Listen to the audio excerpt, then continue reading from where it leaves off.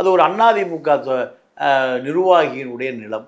வேலுமணி பரிந்துரையின் பேரில் 80 கோடி ரூபாய் நிலம் 4.5 கோடி ரூபாய்க்கு ஒரு 18 ஏக்கரை பதிவாளரை வீட்டுக்கு வர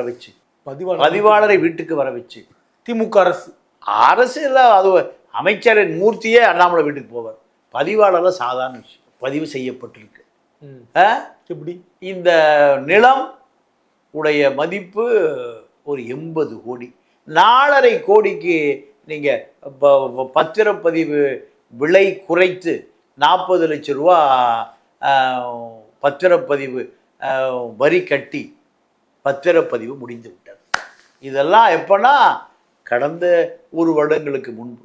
இப்போ இதனுடைய மூலங்களை பாஜகவை சேர்ந்த இணையதளங்களே வெளியிடுகிறார். Taste the Daily.